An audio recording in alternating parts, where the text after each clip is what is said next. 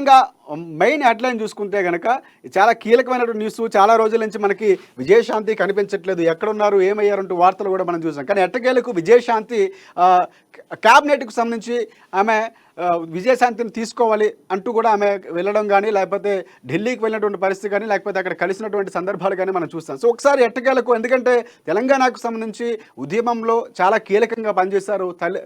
తల్లి తెలంగాణ పార్టీ పెట్టినటువంటి చరిత్ర ఉంది సో విజయశాంతికి. తర్వాత కేసీఆర్తో కలిసి ఉద్యమంలో తీవ్రంగా పాల్గొన్నారు. తర్వాత జరిగినటువంటి బీఆర్ఎస్ పార్టీ కీలకంగా ఉన్నటువంటి నేపథ్యంలో టీఆర్ఎస్ పార్టీ అప్పుడు టీఆర్ఎస్ పార్టీకి సంబంధించి కీలకంగా ఉన్నారు. కానీ కేసీఆర్ బయటికి పంపించేశారు. ఆమె మళ్ళీ బీజేపీ పార్టీకి వెళ్ళడం, తర్వాత మళ్ళీ కాంగ్రెస్ పార్టీ గూటికి వచ్చినటువంటి పరిస్థితి. సో ఇవన్నీ పరిణామాలు చూసుకుంటే కనుక సో మరొకసారి కాంగ్రెస్ పార్టీ అంటే తెలంగాణ ఇవ్వడంలో కాంగ్రెస్ పార్టీలో ఆమె కూడా భాగస్వాములు అయ్యారు.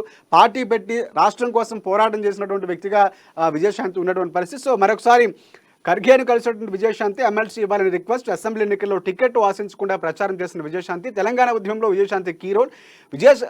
సోనియా గాంధీతో సత్సంబంధాలు కూడా ఉన్నాయి. గతంలో మనం మాట్లాడుకున్నాం, అంటే కీలకమైనటువంటి సందర్భాల్లో పనిచేశారు. ఇటువైపు రాజశేఖర రెడ్డి గారితో కానీ, లేకపోతే కాంగ్రెస్ పార్టీలో ఉంటూ కూడా కాంగ్రెస్ పార్టీకి సంబంధించినటువంటి ఆమె బయటికి రావడం, ప్రత్యేకంగా తెలంగాణకు సంబంధించి పార్టీ పెట్టడం కానీ ఇలాంటి కీలకమైనటువంటి నిర్ణయాలు తీసుకొని ఒక సంచలనం లేడీ అంటే పొలిటికల్లో ఒక అంటే లేడీ సూపర్ స్టార్ అంటారనమాట. అట్లాంటి ఒక పాత్ర పోషించారు విజయశాంతి. సో అనూహ్యంగా కలుగుతున్నటువంటి పాములు ప్రభుత్వ సలహాదారుగా జానారెడ్డి కూడా రాజకీయాల నుంచి బయటగా ఉన్నా కూడా ఆయన కూడా ఉన్నటువంటి పరిస్థితి కనిపిస్తూ ఉంది. సో చూద్దాం మొత్తానికి ఎవరికి రాబోతుంది. అంటే ఈ పీరియడ్ ఏదైతే ఉందో దీనికి సంబంధించి కూడా ఏసీసీ ఇన్ఛార్జ్ మీనాక్షి నటరాజన్, విజయశాంతి ఒకే పీరియడ్లో ఎంపీలు అయ్యారు. సో ఇది కూడా కొంతవరకు సత్సంబంధాలు ఉండొచ్చు. ఇక్కడ నుంచి కూడా పావులు కదిపే అవకాశం ఉందా, లేకపోతే కలుస్తారా?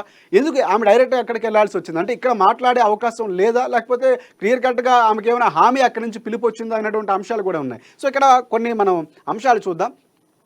ప్రభుత్వం అమలు చేస్తున్న పథకాలకు ప్రచారం కల్పించడం, ప్రతిపక్షాల విమర్శలకు కౌంటర్స్ వేయడం లాంటివి విజయశాంతి లాంటి వాళ్ళు సమర్థవంతంగా చేయగలని ఏసీసీ ఇన్ఛార్జ్ మీనాక్షి భావిస్తున్నారట. దీంతో మళ్లీ పార్టీకి విజయశాంతిని దగ్గర చేసే చర్యలపై దృష్టి పెట్టారని చర్చ కూడా జరుగుతుంది. మీనాక్షి వచ్చిన తర్వాత అనూహ్యంగా విజయశాంతి ఢిల్లీలో ప్రత్యక్షం కావడం ఇందాక మనం మాట్లాడుకున్నట్టు, ఎందుకంటే ఒకేసారి ఎంపీలు అయ్యారు కాబట్టి సత్సంబంధాలు ఉన్నాయి. విజయశాంతి అటువైపు సోనియా గాంధీతో కానీ, లేకపోతే ఇటువైపు కొత్తగా వచ్చినటువంటి ఇన్ఛార్జ్ ఎవరైతే ఉన్నారో సో మీనాక్షి నటరాజన్తో కూడా సత్సంబంధాలు ఉన్నాయి. సో ఆ దిశలో అంటే ఆమె వచ్చిన తర్వాత తీన్మార్మలని బయటికి పంపించేయడం, సస్పెండ్ చేయడం, తర్వాత అనూహ్యంగా ఈమె ఢిల్లీ వెళ్ళడం. ఎందుకంటే విజయశాంతి పార్టీలో ఉన్నారా లేరా స్తబ్దుగా ఉన్నటువంటి పరిస్థితి. ఆయన పార్టీ మారిపోతున్నారేమో, మొన్న చేసినటువంటి వ్యాఖ్యలు ఇటువైపు బీఆర్ఎస్ పార్టీకి అనుకూలంగా ఉన్నటువంటి ప్రచారాలు జరిగాయి. కానీ ఆమె